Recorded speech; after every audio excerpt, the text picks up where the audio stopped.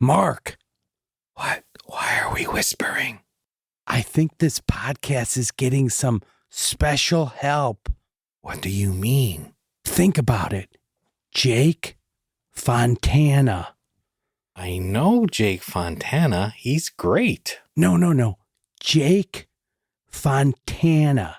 Take the T, make it an S, and then move the T down a couple letters. See? Jake Fonsanta. Get it? You really should be committed. Ho, ho, ho! They almost had me there. But they'll never figure out how I've been pulling the strings this whole time. They'll never know this Christmas-themed talk show was my master plan all along, and that their beloved podcast is but a veil masking my diabolic schemes to increase Christmas cheer all throughout the year. And it's working perfectly. The fools.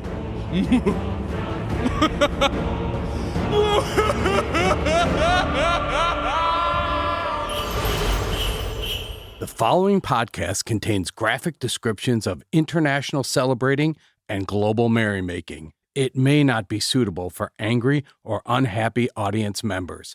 Listener discretion is advised. You've been warned. Have you ever seen any of those foreign films? I don't like them.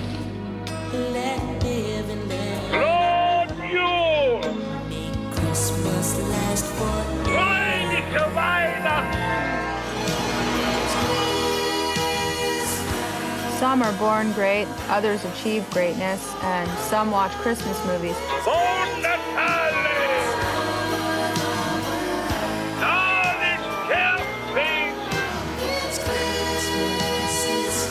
We are the wild and crazy guys. Well, they're both festive, aren't they? Joyeux Noel! And we are the Festive Foreign Film Fans. Ho, ho, ho, Mark.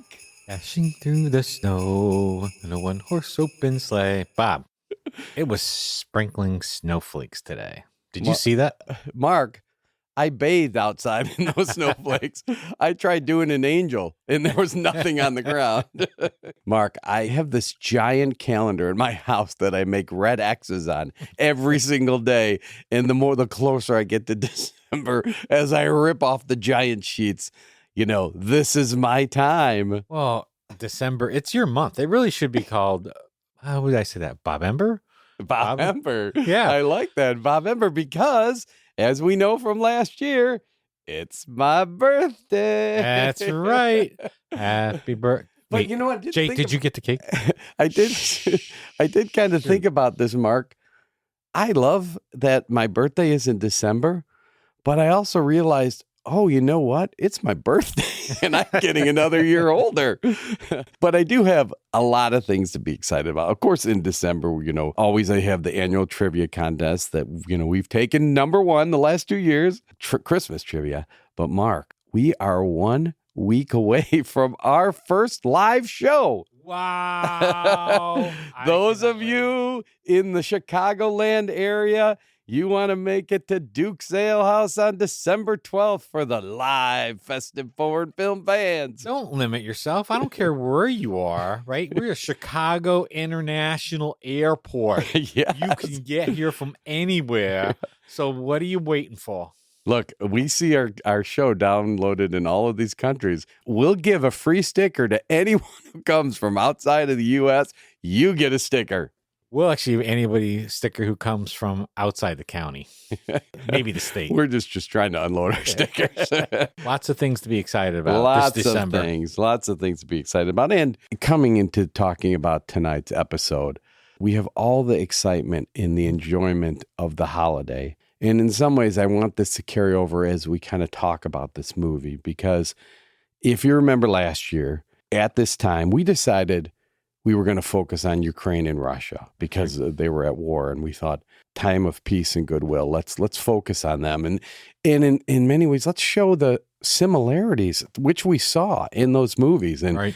The sad thing is, though, is they're still fighting. It's a year later, and they're still fighting, and it's incredibly sad. that is the case. However, this senseless warfare, these human beings battling each other over either religion or land or whatever, I gotta believe that in some small way we can sit here and talk about these movies that we watch. We found a commonality to them, which is this holiday of Christmas.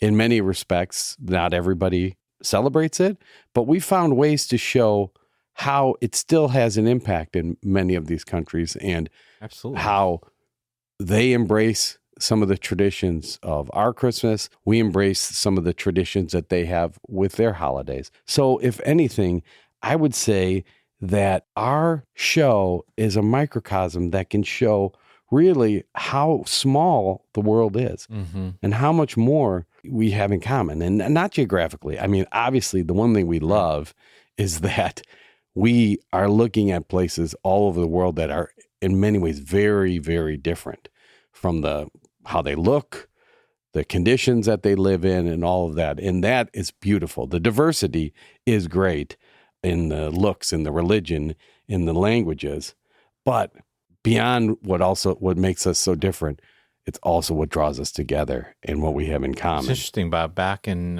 early October, when Beirut was bombed and attacked, it was like, again, senseless warfare. I mean, we're not here to talk politics, but it's like more innocent people being harmed. But it was, Lebanon, Beirut.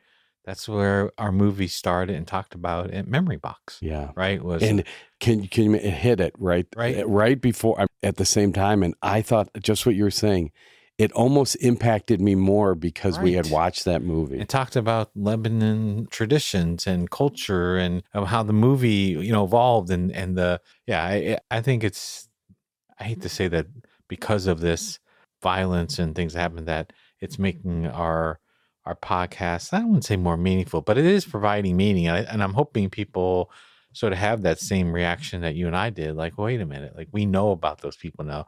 They seem more human to us because of the things we've talked about. And I am absolutely with you. I hope that that's the case. That's why tonight we picked a movie that's in Palestine because of the current Israeli-Palestinian conflict, that we thought, again, this is our effort just to shine a light on some of these areas. And let's just look at the people who live there and the lives that they have and see what commonality we can draw from. But we have a question. Yes, answer. we do. Yeah. We're going to talk about another festive fun fact. Now, our last episode was in Algeria, and we asked about a famous daughter who was buried there. And did you know the answer to this one? No. I had no idea. But I think it's so cool because I do too. I didn't even know that Cleopatra and Mark Antony had a daughter. Isn't that crazy? So if you knew that they had a daughter, you will get one of our stickers, either ours or one of our sponsors. It was Cleopatra Celine. So she had the same name as her mother. She was the only child of Cleopatra and Mark Antony. She was a queen herself. She was a queen of Cyrenaica, Mauritania, in Libya, of which I think only Libya currently exists any longer.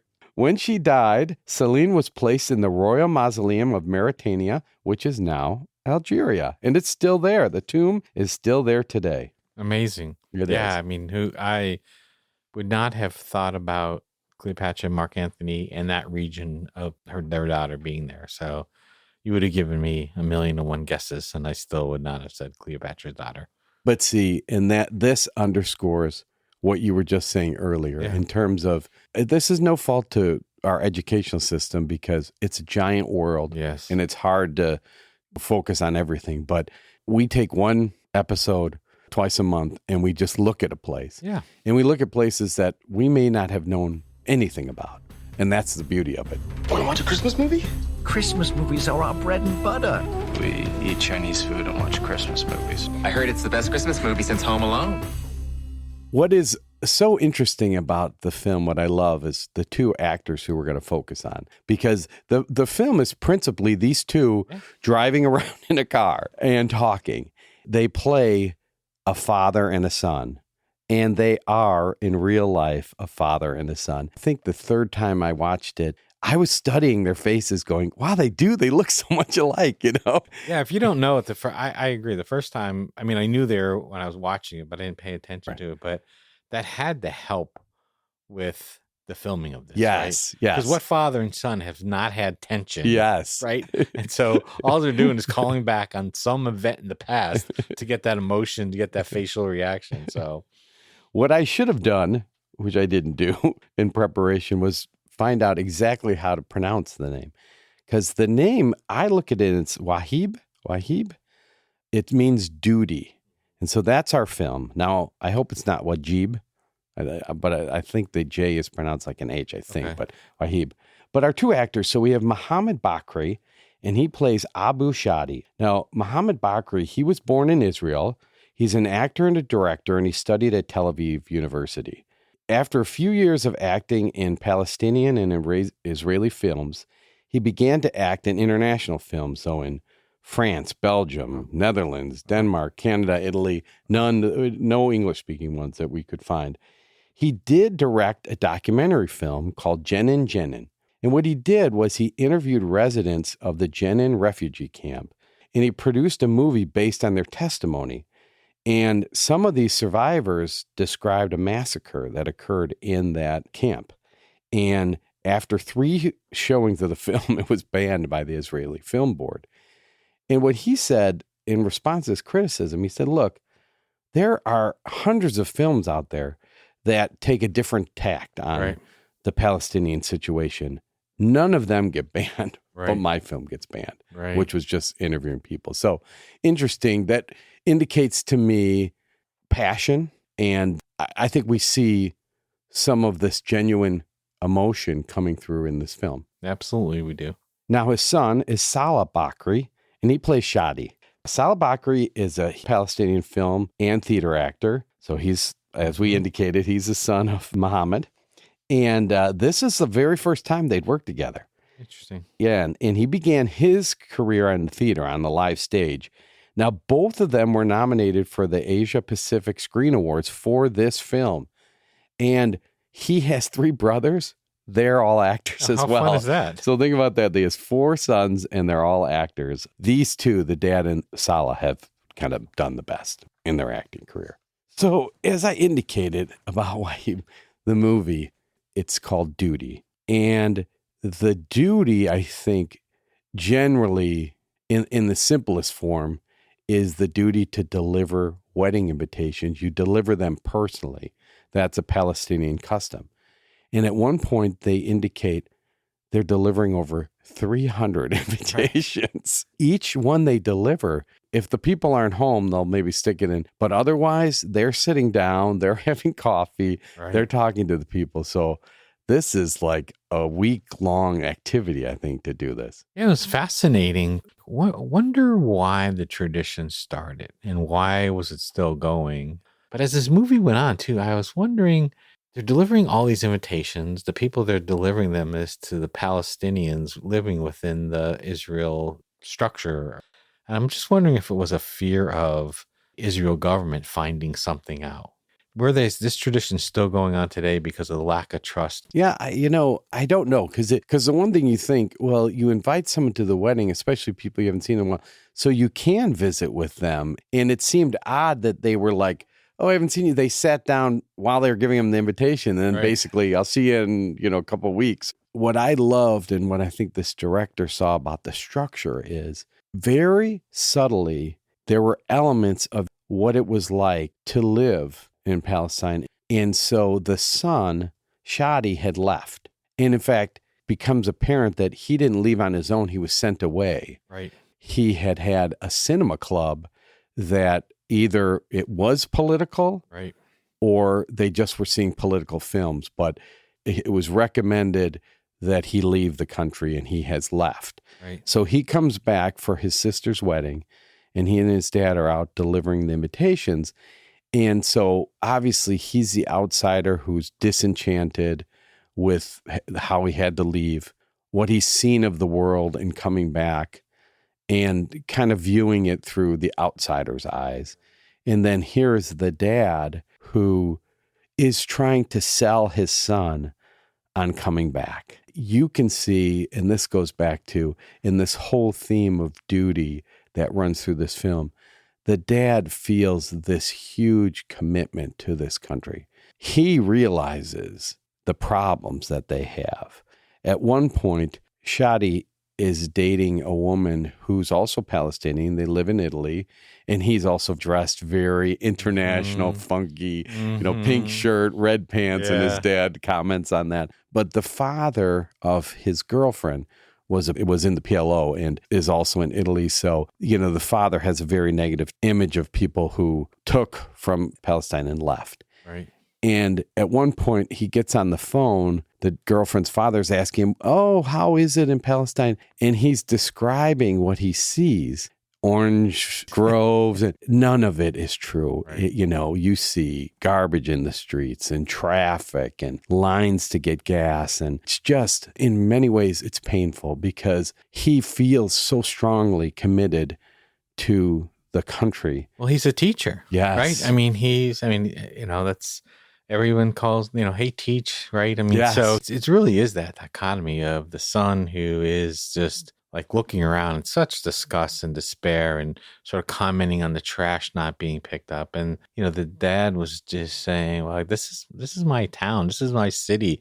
These are my friends. Yes. Right. This is part of the community that I've been a part of my whole life. And he can't get why the son despises it so much, and the sons can't get, why are you still here, Dad? Right. Exactly that. And you also learn that his mother and Abu, Shadi's wife, left, ran off, I guess, with a lover. And that's, people still gossip about it.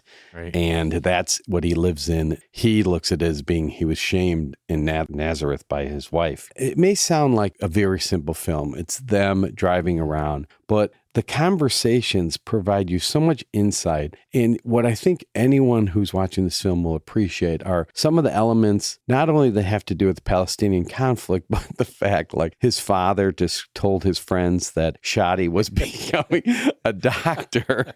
And so the one guy is saying, come back here, you can work at the hospitals. And he's like, I'm an architect. That's pretty funny. Yeah. And it's clearly that he wants his son to see, almost wants, like, he's trying to like rub his face in how strong the culture is. Yeah. And the more he pushes, obviously the more the son pushes back. And he keeps trying to fix him up with girls all through the whole movie. Well, then also too, he goes someplace to deliver an invitation, and an ex-girlfriend is there. Yeah. But you're right. It's more than just driving around. There's an evolving relationship, even reconnecting. I do think the father appreciates his son being there. Like, I really do think. Oh, I think he loves it. Yeah. But they've indicated he's had a heart attack. But every time Shadi gets out of the car to deliver, he's smoking. I know.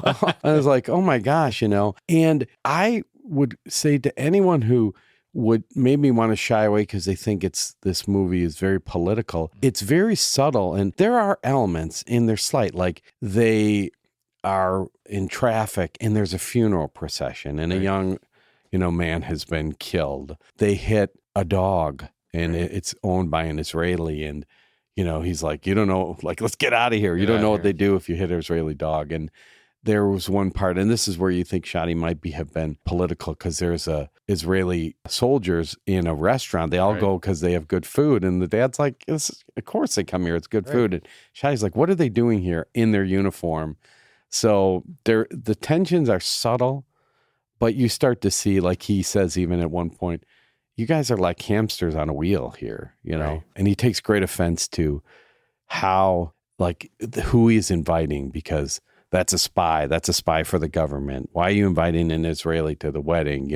And there are certain cultural traditions that the dad says, no, I'm going to invite these people. Yeah, these are the people I work with, right? These are the people who help me, help me teach, right? Even though they're approving the curriculum. But I would say too that what's attractive is if you've ever planned a wedding in your life and have helped your children plan out a wedding, there's some tender moments with the daughter who's getting married and picking out the wedding dress. And just if there's anybody out there looking for a singer, Flazi Balut is ready for hire. He's been singing at their family's weddings for 40 years. And he does the same songs. Yeah. But I'm glad you brought it, because to me, there are several themes that run through it, and there are some political themes, but there's also the theme about the mother left and he stayed and raised the children. Yeah. And so the daughter's getting married and they're waiting for the mother to come. And then Shadi, who clearly communicates with his mother, says she may not be able to make it because her new husband is ill. Then the dad's like, we're going to have to tell the daughter. And like you said, they're picking out the wedding dress, and she really wants her mother to be there. Yeah. That's when she can tell from the expressions on their face. She's like, what? And they have to tell her, your mom may not make it. This is where you see where Abu Shadi, he just steps up. He sees that, shatters the daughter. Yeah. And she, to the point she can't even decide on her wedding. And he just steps up and goes, this is the right wedding dress. Pick this one out. And then afterwards, he has there's 2 times where he has kind of a blowout with his son, Shadi. And Shadi gets out of the car.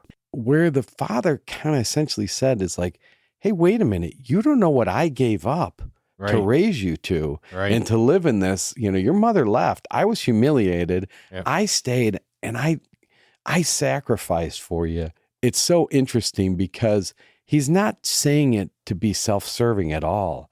It's just, I think he got pushed to it because he's just trying to say, I'm just trying to hold it together here. That's right. So Shadi gets out and walks home, and the dad is in tears driving. It's so sad. And then Shadi's coming home and he sees a neighbor, and the neighbor invites him in, and they share some bread, and they're talking, and the neighbor starts telling him about how proud his dad is of him and how his dad talks about him all the time. And you sit there and you think, we've just watched, an hour and a half of them fighting, and you would think the dad looks down, because even when he's saying, look at the way you dress, you live in Italy, and clearly that's not the case. He's so proud of him. Yeah, I mean, in that moment, you're right. He other than, his son has just failed to see, can't see the forest through the trees, as they say, to what his dad has sacrificed. I also think it's interesting, not only is the neighbor, as they're sharing their beer, talking about how proud your dad is of you, but also it's not like the neighbor's telling the son what a good man your dad is. You're right. He's like the foundation of our community. He has a heart of gold. He'll do anything for anyone. And I think sort of between those two things, there's I think that big blow up is really, it's raw. And I think both the son and the father sort of start to see each other in a little bit different light. I think so. I think it's like almost a self-awakening for Shadi and how he sees his dad, because I think he might have blamed him for maybe the mom leaving, blamed him for staying, but he just has a lot of bitter feelings about how he had to leave. He hears this, and I think he sees his dad, and the way he stood up and protected the daughter and filled that void right there. Like, I'm not going to let this, ruin your wedding. That was so touching. Yeah. And I think that's what helped. And so the movie ends really, and it's interesting. What did you think of the ending? Well, again, I'm okay where there's not full closure on items. Mm-hmm. So, they have this big blow up. They each go their separate ways. The movie ends with them sitting on the balcony. The father sort of acknowledges to his son, like, you're right about this and this and this kind of things. And the son so it's like, well, Dad, I have a lot of respect for you. And so it's a good closure with both of them. They also find out, it's sort of, I'm laughing because it's funny, because the son says, well, Mom will be here. The father says, why? He's like, well, her husband died. He's like, good. Good. So I was okay with it. I think it was. Yeah, I think it was a good ending. I love the way describing it. In some ways, I feel like I don't do it justice because it's handled very well. And I love that somebody saw this story, that we could tell this story through just dialogue between a father and a son. And at the end, it's a very quiet moment, but it is a great ending moment. I thought it was a good ending. I thought it was well done. Is it festive? On the criteria that we've been using, stuff like that, I don't think it matched for me of being a festive movie. Yeah. Now, here's what I'm going to tell you. And I think it's only because I learned so much from this movie, and some of it is in the customs we'll talk about as well. Throughout the movie, as they go into each one's apartment, they all have Christmas trees. They do. That's true. They do. And in fact, there's one woman who has a very elaborate cave nativity scene that stays up all year, and she's on like the cover of a magazine as the best decorated apartment because of the fact, and it's shame on me, I kind of think of it as like an Islamic Arabic area. I don't think of the Palestinians as being Christian, and they were all referencing Christmas. Glad you came home for Christmas, to be with your family for Christmas. And so by the standard we have looked at other movies, I would say no. But I thought this was festive only because it was so unexpected for me. And to go in every single house and see a nice tree. And in some ways, what I also liked is they're decorated a little bit differently. They're not like the bauble ornaments. They were kind of more subtle and more natural type looking ornaments on most of the trees. Yeah, that's a fair point. I didn't feel like it was a festive movie. There was tension, right? When you say through the whole thing, there's just undercurrent of tension. Constant tension, between the father and the son, and not only father and son, but the son with the current environment that his father's living in, the tension of the father, right? You're living in Italy with a ex-PLO leader. But you're right about the decorations, and I think you make a good point. Now, feeling. I'm going to tell you mine first. Yeah. So when I first watched it, I think I didn't like that they're fighting all the time. But what happened is, as you watch it again, and then I ended up watching it a third time, I really enjoyed how their relationship changes. And that moment with the daughter and their fight, and then them coming together at the end in a very quiet moment, I'm like, you know what? Because I would have said I felt uncomfortable during this movie, and it wasn't a pleasant watch. I would say now it was rewarding in the end, and I kind of almost like that it ends very in a quiet moment. Yeah. I can't disagree with what you're saying. I mean, I was stressed during the movie. I thought it was well done. One thing I think it was missing for me, I would like to see more about the relationship of the brother and the sister. I mean, clearly they love each other. Yeah. Clearly they talk to each other. But what I was filling in for myself was he must really love his sister to come back here and put up with his dad's constant whoosh, whoosh, whoosh, whoosh, right? And so I'm assuming that there's love there. Yeah. And the broader family. I mean, the other thing that I'd say too that we haven't really just briefly mentioned is that it's clear that this community that the dad lives in, that they're very tight knit, right? That they are cousins and friends and friends. There's kind of one funny part where they go to deliver 3 invitations to somebody, and there's a 4th person there, and they're like, "Oh, of course, it's in the glove compartment. It's in the glove compartment." And they can't find it. Of course, he runs out and writes one. But I think the sense of community was very nice. I thought that was a very rewarding part of the movie, is you got to feel that as he went to places, because he was always warmly received. Yeah. Like I said, multiple times, they're, hey, teach, right? As he's kind of going from place to place. So that sense of community, I thought, was really nice for me. You remind me of 2 things that I wanted to highlight. One is, and it was kind of a sad one, when they go to give the invitation to the really old man, and he's asking about, Shadi, how come you're not married?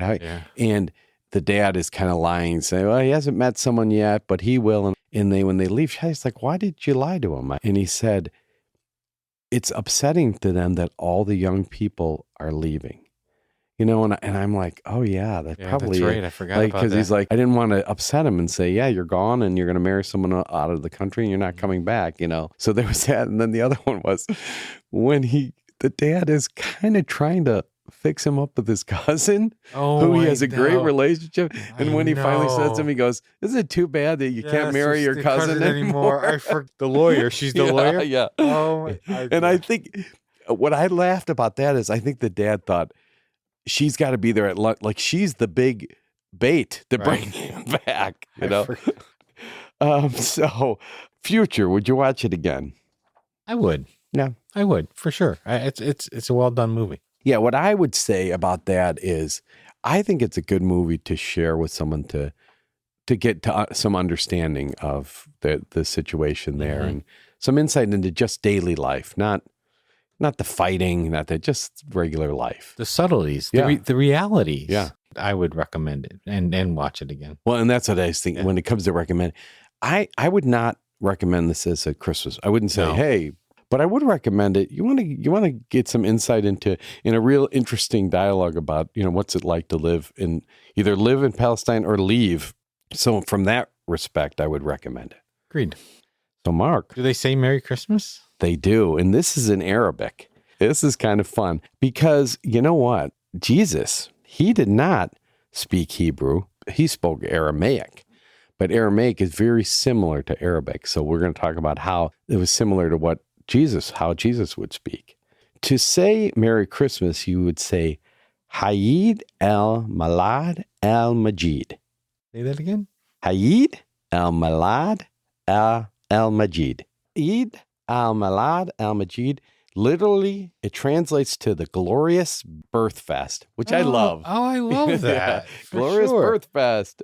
So I think that's going to be my new greeting this year. So if you see me, in the next couple of weeks, I'm going to be like, "Hey, glorious birth fest." I think my birthday card for you says that. So, Eid al-Malad, the first part, not the al-Majid, but Eid al-Malad actually means birthday when it is said with a pronoun. So like if you say my birthday or her birthday, so Eid al-Malad. But when it's said on its own without a pronoun, then it means Christmas. Jesus spoke Aramaic, which was the language spoken by Jews during Jesus' lifetime.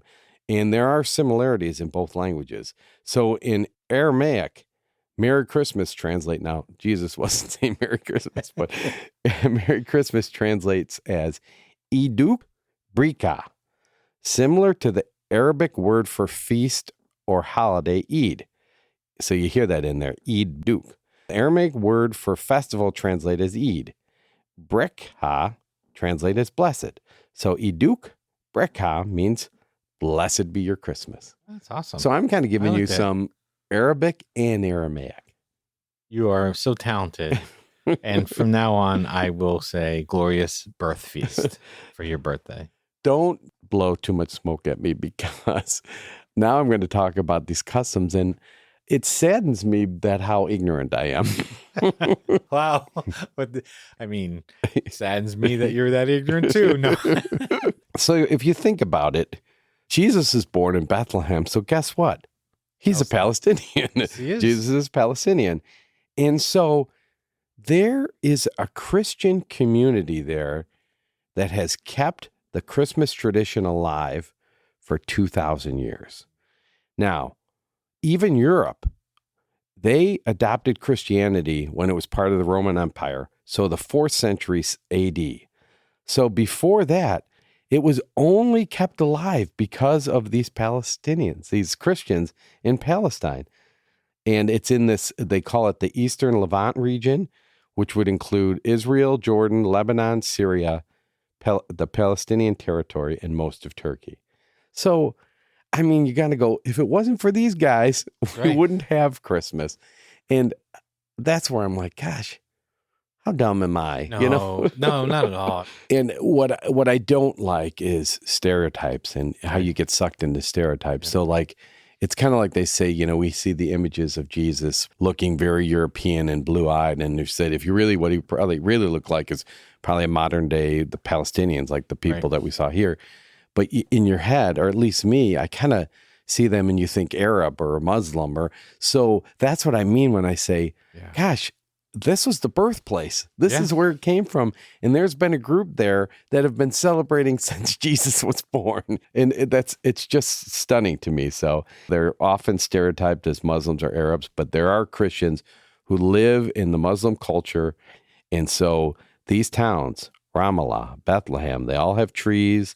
As we saw in the movie, they have masses at church, and the Palestinian grandfathers will dress up like with white beards and red hats and, be Santa for their grandchildren. A lot of the culture and the traditions here are so old and so relevant, and that's what's kind of a really kind of a fun thing for me. Well, now we can get to the part that's really good, the fun part, the food part, my God. And Mediterranean food, which, we know what our traditional Christmas meal might be: turkey or beef tenderloin stuffing, mashed potatoes and gravy. But what about where Jesus was born? What do they have? The traditional Christmas meal on a Palestinian table, it's feasts of rice and meat. They have like stuffed chicken or lamb with fried almonds and yogurt. We love the yogurt. You have kusa, mashi, and warak inab, which are favorites at Christmas in many Palestinian households. And these are stuffed zucchini and vine leaves. And the stuffing includes rice, minced meat, herbs, and spices like pomegranate molasses, cumin, and turmeric. And you might also see gidra, which is meat cooked with chickpeas and rice and a broth infused with garlic and spices and served in yogurt. I hear this and I go, doesn't turkey sound really boring? It's incredibly boring compared to this. I mean, these are truly some of my favorite foods. I know. And I love the spices. They love the spices, and that's great. And then the dessert is usually ma'amul, which is semolina, shortbread cookies that are filled with either date paste or crushed pistachios. Oof. And then, of course, fruitcake. Fruitcake is very common there because you have the dried fruits, figs, apricots, and cherries, and, of course, an abundance of spices, including cardamom, ginger, nutmeg, and allspice. Will I eat all this food? Absolutely. Yes, absolutely. Mark, you ready to move? I'm ready to dance. Let's do it. This calls for some Christmas music. Yes, this Christmas music. What kind of Christmas music is that?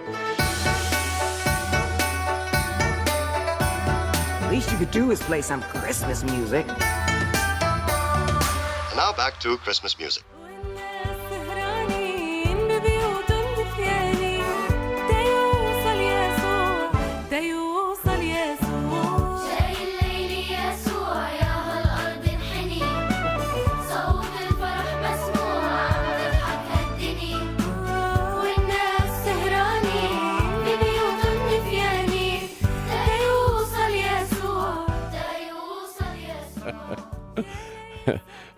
Mark, I just love it when this music brings out your belly dance moves.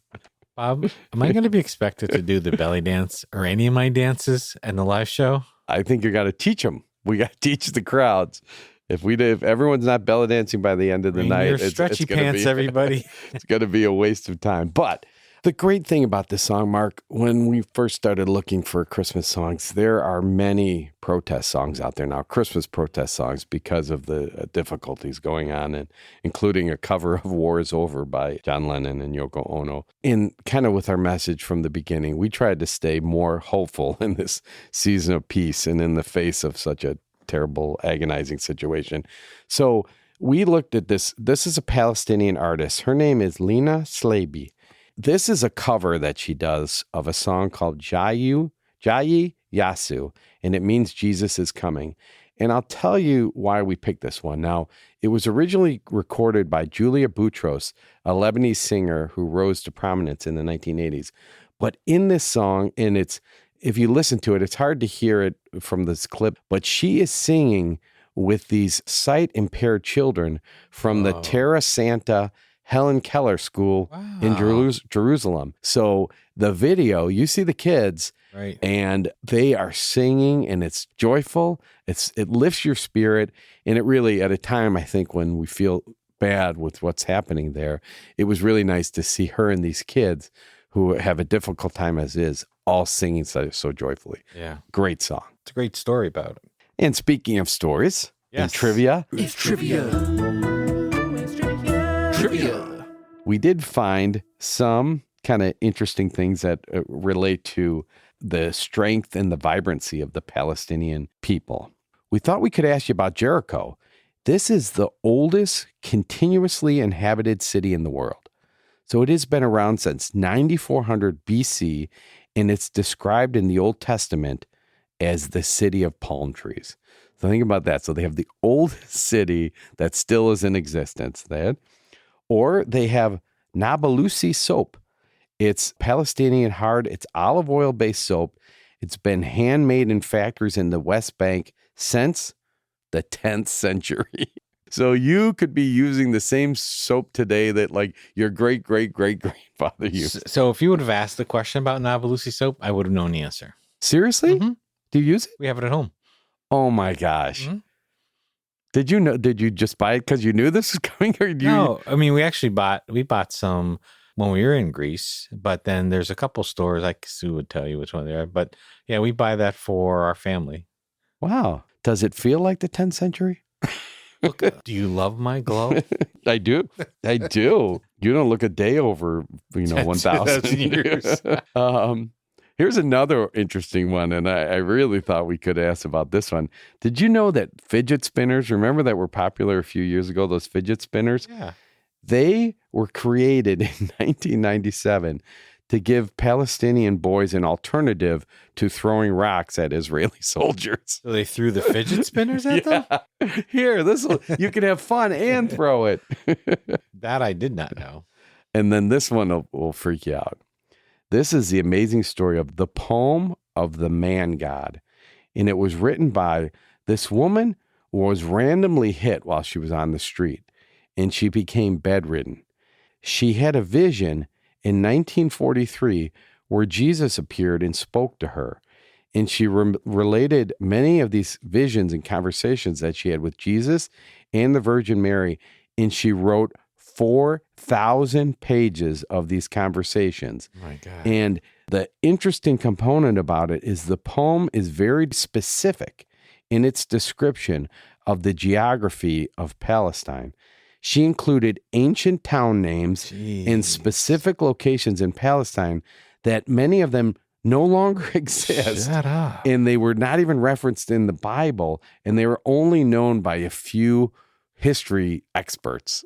And she's referencing them in her conversations with Jesus. And then be careful when you're out walking on the street, you don't get hit on the head. And right. So, but there's even more trivia than all that. So this one, we went with the goofy one. We want to know, in Palestine they had something, they were the only place in the world to ever have it. In the city of Ramallah, from 2014 to 2019, there was a restaurant that was notable for being an exact replication of a famous fast food location on TV. What was it? Ramallah, 2014, 2019. They're the only ones in the world that ever had this, and it's a replica of a fast food place from TV. If you know, you get a sticker. Mark, I know we've gone long, we've been talking, but I got to give you a quote because this one spoke to me. It's December. Right. It's a time for goodwill, and we want to think positive thought. So when Christmas finally comes, for that one instant in time, everything is good in the world. It doesn't matter if everything isn't actually good. It's the one time of the year when pretending is enough. Mm-hmm. And that's from Francesca Zappia. I love it. That is a great quote. Yeah, I mean, sometimes just taking a step back and blocking out for a couple minutes. Yeah, even if it's not. Right. Let's just pretend that it is. The world's at peace and we're all enjoying it together. I love it. Well, before we sign off, glorious birth feast to you, Bob. Thank you, my friend. Same to you. And see you live on stage and just we're gonna rock it, man. Yeah, it's 6 gonna more be days. fun. 6 days. And the real live, the one, the only, the man behind all the buttons, Mr. Jake Fontana will live be there. in person. Ladies, You know, you're going to be excited. He will have 8x10 glossies. Well, he will sign them. We needed some eye candy. Yes, we did. Which is why we brought Jake. Say goodnight, Mark. Good night, Bob. Actually, we're done. Done. It's over. It's over. It's over, kaput, finito. It's over. It's over. It's over. This has been a Waysound Studio production. And sound engineering on our show is by Jake Fontana.